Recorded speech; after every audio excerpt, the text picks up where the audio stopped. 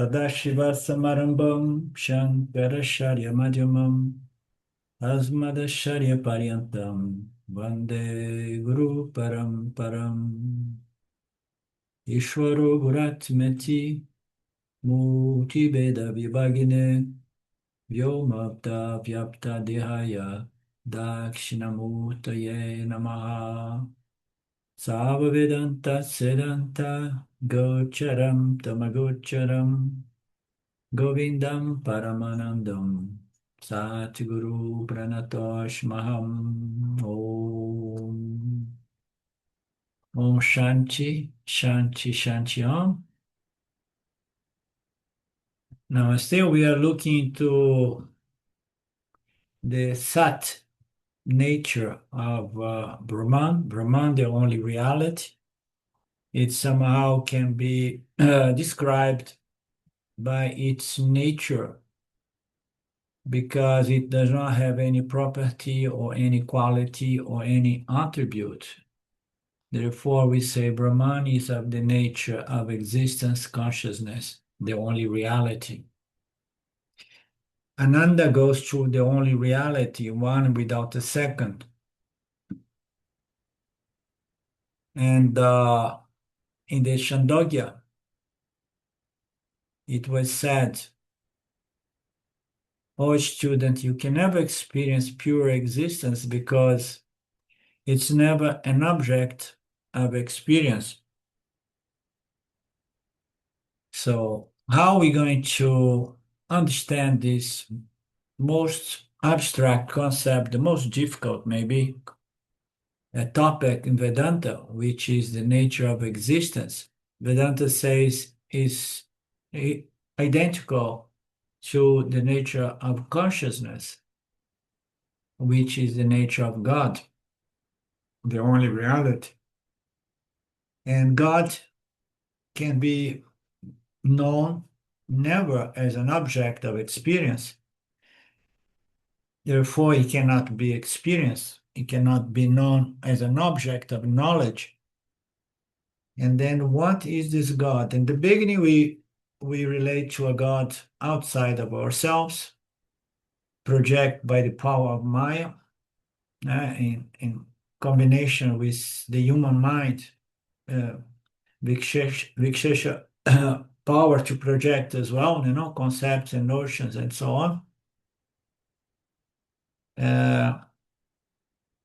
And we are here trying to understand the Sat nature of Brahman as pure existence. So, and then Swami is explaining that pure existence can never be really experienced, but we will experience conscious existence by experiencing the objects project upon conscious existence. So the nama rupas are there, and then we perceive the existence of the nama rupas, and that allows us to understand that the objects do not own that existence to themselves. There are no numberless existences, but existence and consciousness is of non-dual nature, is one without a second.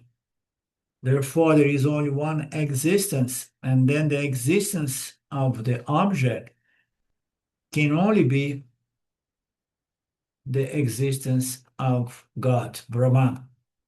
So there is only this source of existence, and then the superimposition of the Namarupas gives us the impression that all objects exist. And we have seen it through the past few classes, in looking at the grammar as well, and how misleading the structure of our language, points us to the misleading concept or conclusion that the existence is a property of the objects, the namarupas. Every namarupa is producing existence of that specific namarupa. Such as the case with consciousness, we have the impression that consciousness is a byproduct of the brain, of the body, and therefore there are numberless consciousnesses. And Vedanta comes to say that consciousness is God and is the only reality, one without a second. Therefore, it's non-dual. So there is only one consciousness, and there are many, many minds. There is only one existence, but there are many, many infinite numbers of objects appearing to exist due to the existence of Brahman, the existence of God. So pure existence cannot be experienced directly. It can only be experienced blend together with Namarupas. No?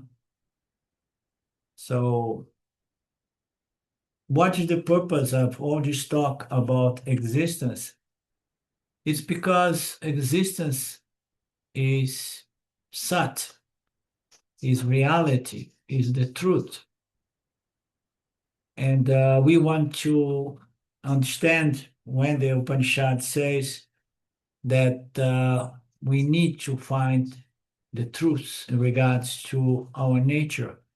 We want to come down to the very truths of our nature, and we know that our nature has those two elements of existence because we exist consciously, we exist, and we are conscious of our existence. So consciousness of my existence is always there because they are the same thing, seen from different angles. So the truth is this existence, and we want to understand existence exactly for that purpose. And if we are misled by the very beginning to unconsciously conclude that every Namarupa has intrinsically their own existence, and then we go into the field of materialism, it means that existence is a byproduct of matter. In the same way, consciousness is a byproduct of matter as well. So things are reversed, and Vedanta wants to reverse that was reversed due to the superimposition of Maya. Therefore, to start in Sat and to end in Chit, the consciousness. The pure existence, never objectifiable substance, is nothing but you, the witnessing consciousness. So now he's just bring together existence as your very nature, as conscious existence. You cannot exist without being conscious of your existence. And you cannot be conscious of anything unless you exist. So now, what is his existence? What is its consciousness? By direct experience myself as a conscious existence, I can say, yes, Sat-Chit is my true nature, my intrinsic nature. And that's the knowledge that needs to be known. If we understand that all search for knowledge is a search for this knowledge, but we are never aware that we are searching for this knowledge, and we get distracted by knowing other things that are never going to resolve the fundamental problem of the human jiva. Sat is the ultimate substance you can never see, touch, experience, because it is the ultimate true substance or nature, and it is the seer principle, the witnessing conscious principle. It's you. Therefore, to start with Sat and to end in Chit, the consciousness, Vedanta ends there. Sat Chit.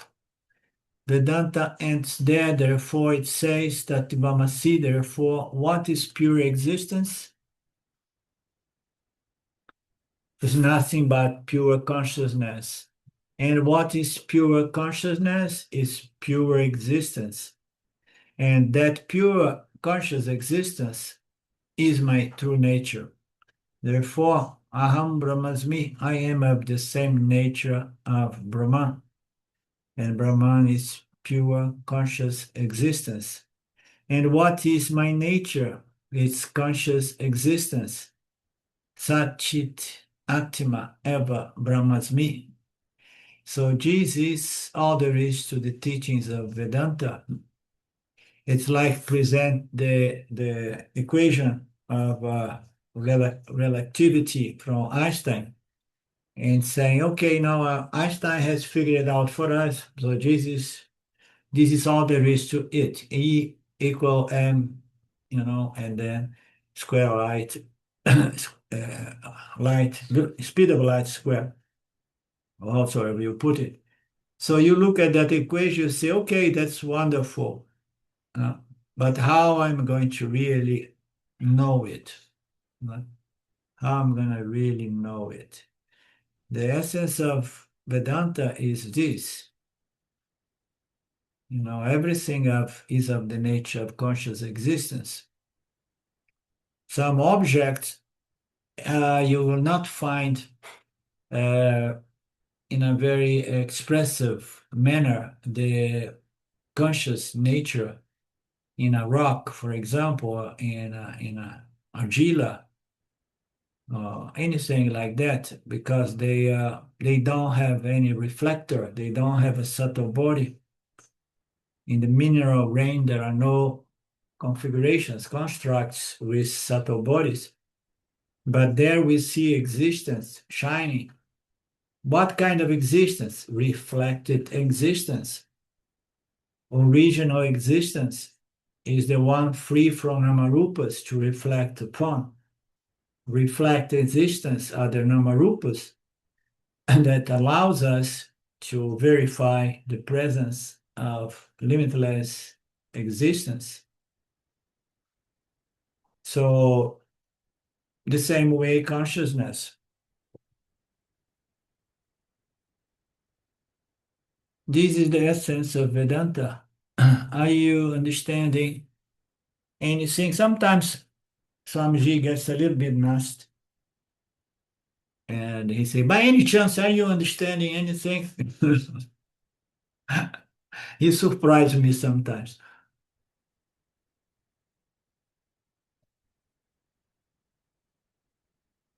Are you understand anything?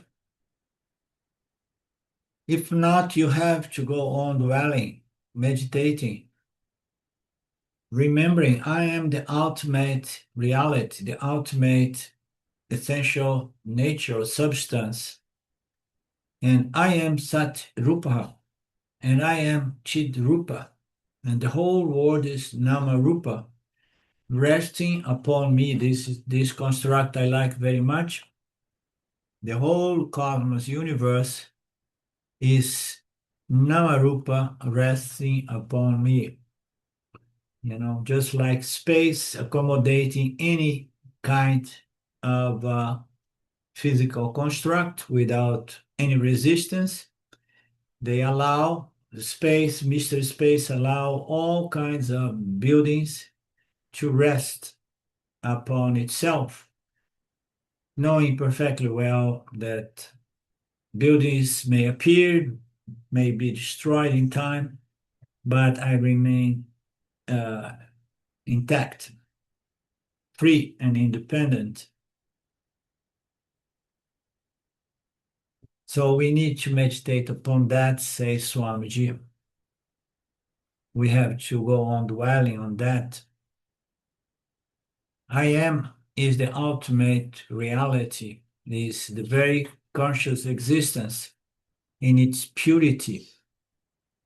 This is the nature of I am. The problem when we say like, I am the ultimate reality. There was a guy that I was in touch with his words and the books, Robert Adams. I don't know if you heard about him. And Is he, that Sailor Bob? huh? Sailor Bob, is that who that was? You don't think so? Okay, sorry. He was a disciple of Ramana. if I remember it well, isn't it, Mark? And he wrote a nice book. His satsangs were not very good because he used to repeat it over and over again. You are the ultimate reality. You are the ultimate reality. And then, and then his disciples would repeat, "I am the ultimate reality." So this "I am," you know, "I am" is ownership. It's "I am." Has a more often than not, there is this connotation of individual, you know, individuality, singularity. I am the ultimate reality. So, but when we look at the meaning of these words, we better construct these statements of truth as the Aham is the ultimate reality, which gives it a different connotation because the Aham is no longer attached to I am Aham. It's not mine, it's not I and mine.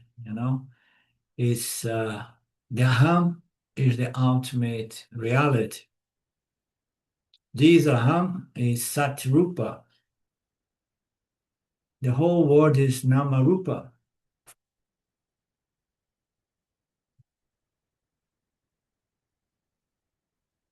So therefore, every time we do our Nididhyasana, remembering the final Mahavakyas, declarations, now we have to remember never, to be very careful not to transfer the so-called attributes of the Ahankara to that which we'll call the ultimate reality.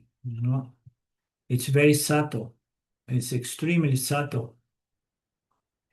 And the best, and we can do that without transferring the attributes of the Ahankara to the extent that we empty our Ahankara of any of those notions, such as I am the ultimate reality. So this I am may be empty of these self-centered notions, or may not be empty. And as I was saying in the introduction, the ahamkara is the obstacle, the impediment,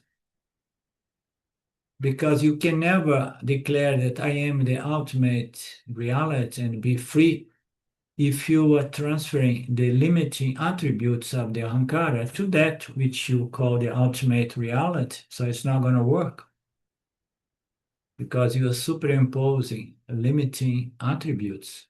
You understand?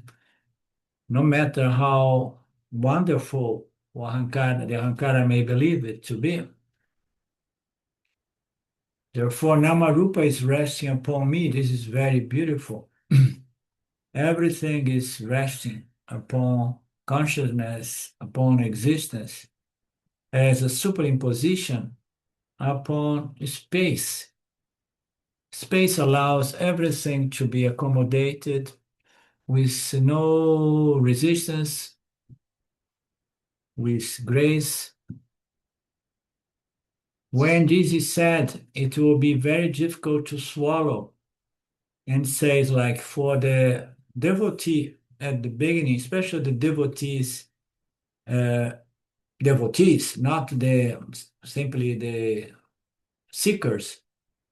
Most seekers, they are not devotees of the Lord. So to be a devotee, you must attack the ahamkara by surrendering the ahamkara at least to a concept of God such as Saguna Ishvara.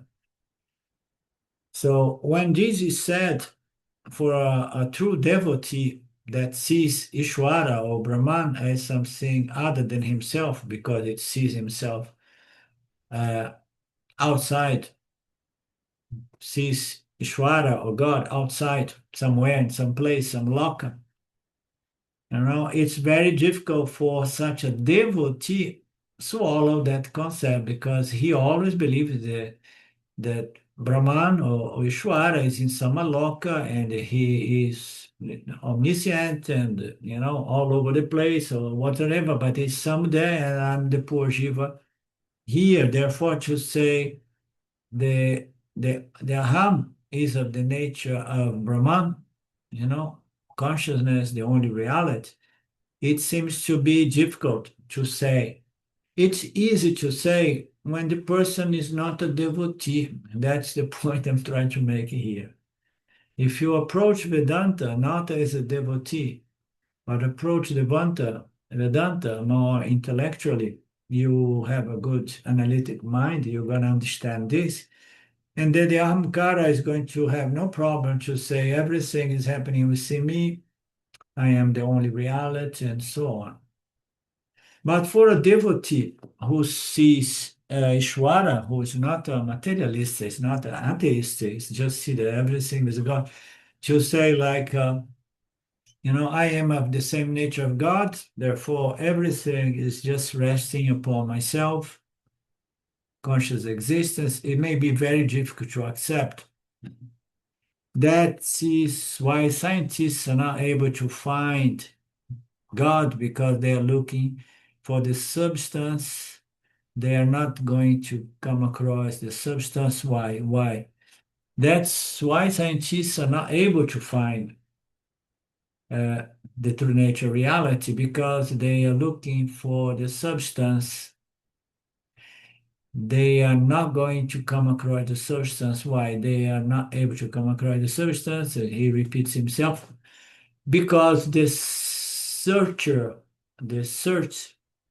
because the search for object, it's missing something that.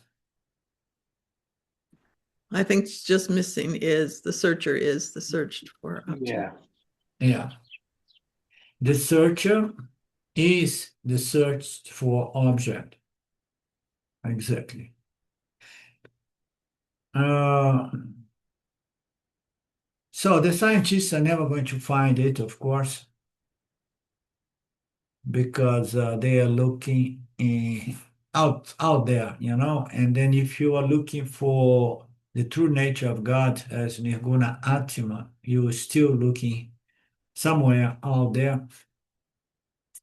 And then you're going to have what we call direct and immediate self-knowledge only by knowing it within your very true essential nature. That is what it means, direct self-knowledge. Directly knowing God means to say, can only be known as my very intrinsic, true, essential nature. That's the only way to have self-knowledge. Not in duality as anywhere out there. And the scientists, they are far from being close to that because they are not religious people and they don't believe in spirituality. To help us accept this truth, the Upanishad gives a well-known example, and that example is in the dream experience. This is the most wonderful analogy. When I'm dreaming, seeing varieties of objects, giving me happiness, giving me sorrow, many special prayers before going to bed, so to attract pleasant dreams. So that means what? Dream is capable of giving me pleasure and pain. Dream is also capable of giving me terrible nightmares. This is the example. Now imagine you in a dream and you are seeing the terrible things, and in the dream, a dream guru comes and tells you, do not be frightened of any of these things. You have the sense, you are the essence of, you are the substratum of this dream world, and you are free from this superimposition or projection. Okay? This dream world is being projected upon that which is you, the substratum. So in the dream, there is a dream guru telling the dreamer, the dream has come out of you, has come out of you, and then there are two connotations here, but the most direct here is that as a waker, I recycle my subtle memories, impressions, and so on, and then it gets projected by the power of Maya. So fundamentally, it's something that was produced out of my vasanas, my subtle impression, my subtle memories. So the dream is just it came out of you and is resting upon you because it's all happening in your very mind as the waker. On a waking up, the dream will disappear. In the dream, it is unavailable. But if the dream guru would sell that to the dreamer would not believe that because the dream experience feels so realistic. But on waking up,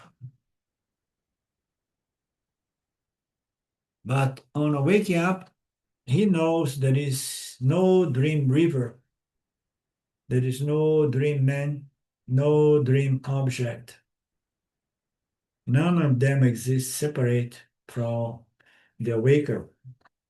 Vedanta tells this story is also, and they tell that this world is also another sort of dream channel. Okay, it's just a different state, different illusion, different dreaming. Now it is unbelievable when you hear that the entire world is resting upon you as a mere appearance. It's very difficult to accept that you are the substratum, therefore you are Brahman, you are God, you are conscious existence. But the ultimate truth is I, not the Ahamkara, not the body, because body is also part of this world. Okay, when we say I, it's never my body, mind, sense complex. And most of us will say, I am the ultimate reality. Carrying with this declaration its identity as the body, mind, sense complex. But the ultimate truth is that I, which not the body, mind. The body, mind is part of the projection. It's just nama rupa. It's just not real. The real I, which is your eye, is everybody eyes, yeah? Is the witnessing Shakti Chaitanya, yeah? The principle, witnessing consciousness principle. This I is the ultimate reality. And that brings us back to the key here is to discriminate the true I, the true consciousness, from the ahamkara, which is reflected consciousness.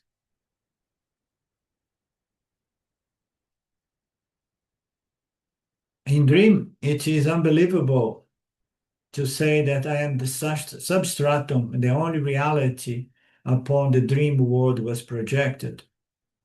Similarly, during the time of self-ignorance, it is unbelievable and impossible to accept that I am the substratum, the only reality. But according to Vedanta, I am the salt of the earth. So I did not do the research, but I want to ask you this expression, the salt of the earth. This salt goes to what, usually?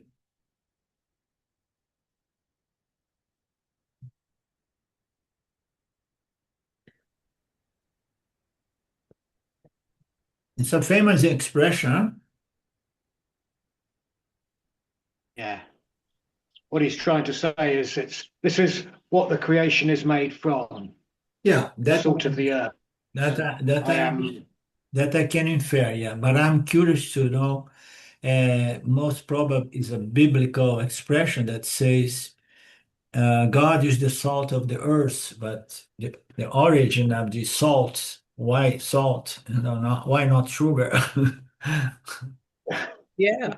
Yeah, quite. I'm not sure, but yes. Yeah, it is a biblical expression.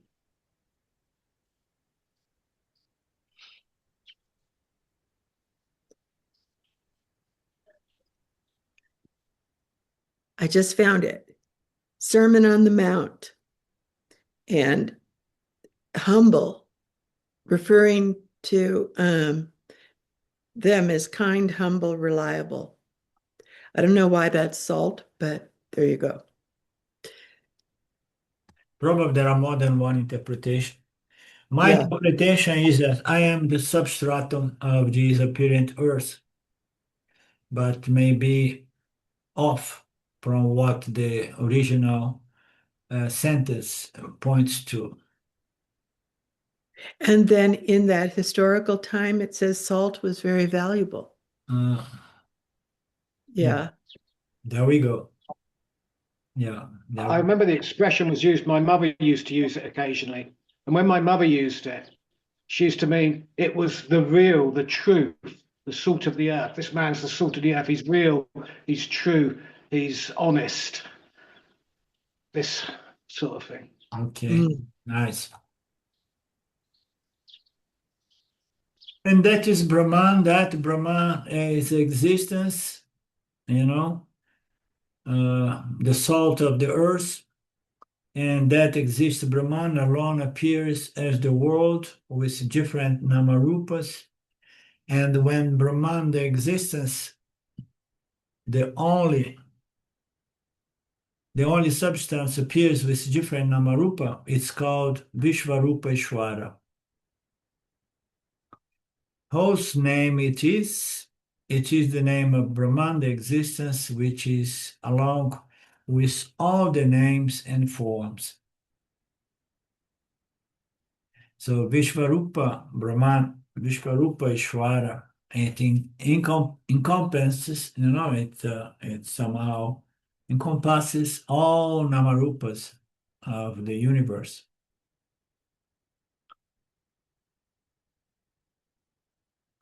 The one Brahman alone has become you, me, that, this, and everything. That is the teaching here. Now, with this background, let's try to understand the verse.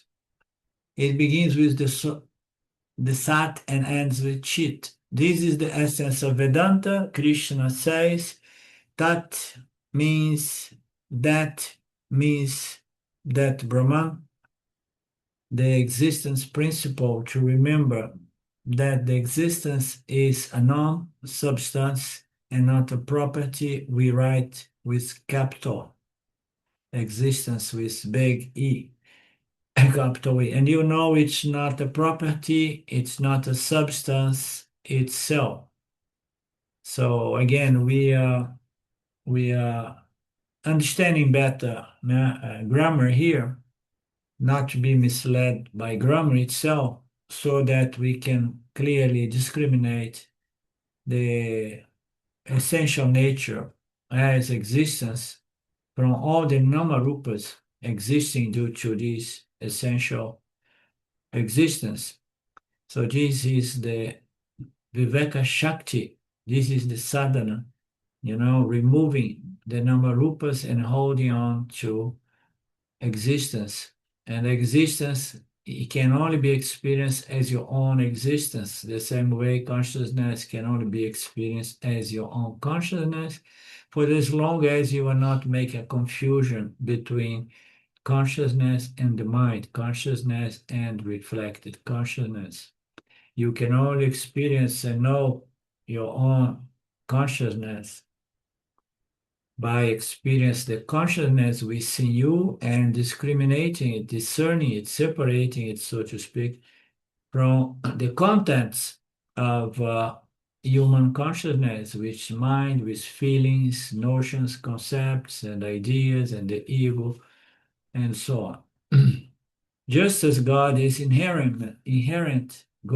God of gold is inherent in all ornaments, existence pervades everything. Imagining anything or just start existence. Imagine anything or just start existence is there. So there is something missing in this sentence. I'm a little bit weak today for some reason. But you agree with me that there is something missing there, no?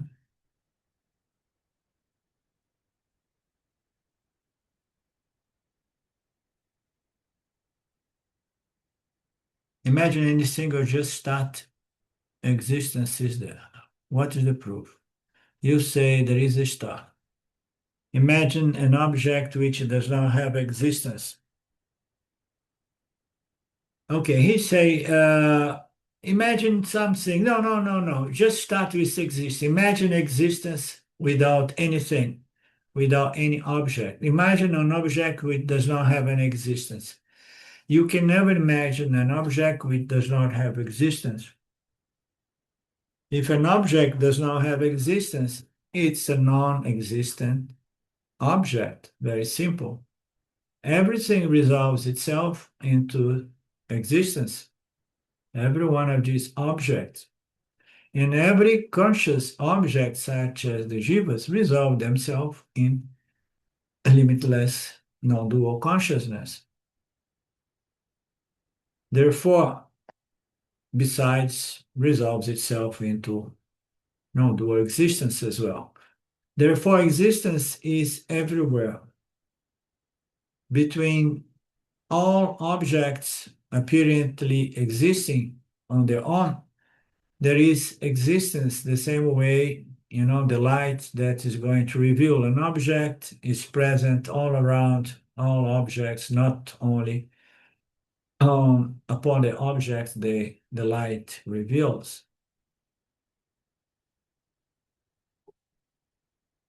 It's impossible to imagine an object that does not contain existence.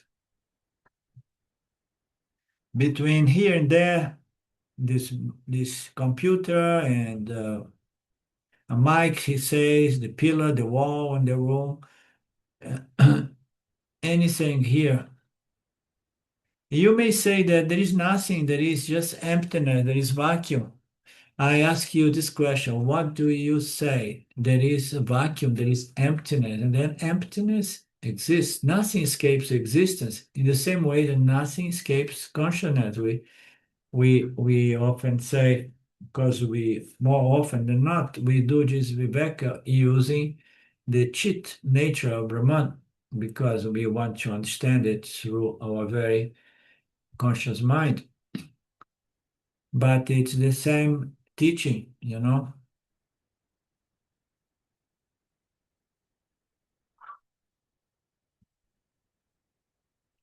So if there is, what is there in that place? Existence, appearing as the emptiness, vacuum. You cannot think of anything without existence.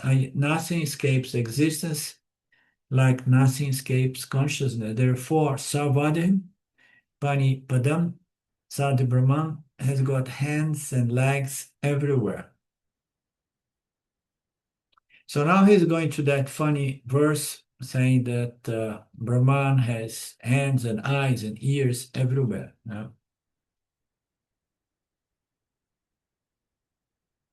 Everything that exists, anything exists within Brahman. So Brahman alone has got akshi, means eyes, the head, the face, the mouth, everything. There is only Virat Ishwara who has all these limbs.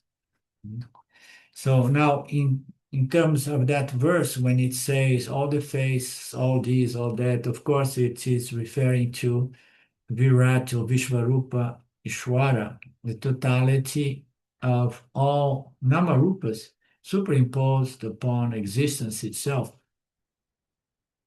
So what is this Sat nature of Brahman?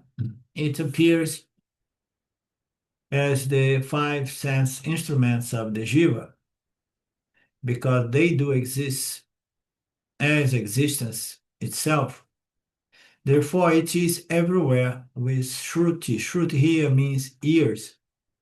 It pervades everywhere with countless ears. Everything that is existence appearing as the five sense instruments, and the universe achieved now or captured by the five sense instruments. Therefore, this existence remains all pervading everything. Tat Sat Brahman. Brahma.